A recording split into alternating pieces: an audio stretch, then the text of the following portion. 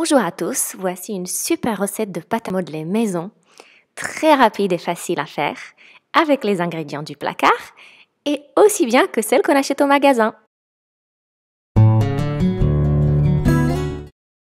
Dans une casserole de taille moyenne, je vais mettre un verre de farine, un quart de verre de sel,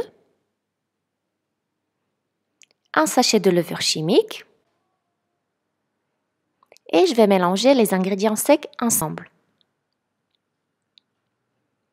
Ensuite, je vais ajouter une cuillère à café d'huile végétale, l'huile de tournesol ou l'huile de colza et un verre d'eau, froide ou tiède. Et au fouet, je vais mélanger tout ça pour obtenir une pâte bien lisse et sans grumeaux. Je fais ensuite chauffer le mélange à feu moyen.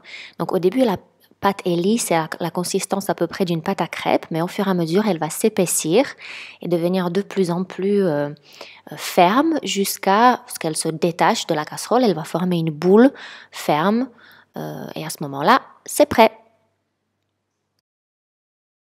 Dès que la pâte devient tiède, on va la sortir de la casserole et la séparer en plusieurs morceaux selon le nombre de couleurs que vous souhaitez réaliser. Et on va colorer chaque morceau avec des colorants en gel, en malaxant bien. Je vous conseille de mélanger et malaxer la pâte tant qu'elle est encore tiède parce que d'après mon expérience, elle devient beaucoup plus souple, il n'y a pas de grumeaux, la consistance est vraiment parfaite. Et si par exemple vous souhaitez réaliser beaucoup de pâtes de couleurs en même temps, vous pouvez ajouter le colorant directement dans la pâte avant la cuisson. De cette façon, vous allez obtenir une pâte qui est déjà bien colorée. Vous n'avez pas besoin de la malaxer ou de vous salir les mains comme vous voyez là sur la vidéo. Si vous n'avez pas de colorant en gel, vous pouvez aussi utiliser du jus de betterave pour colorer la pâte en rouge ou alors du curcuma pour la colorer en jaune.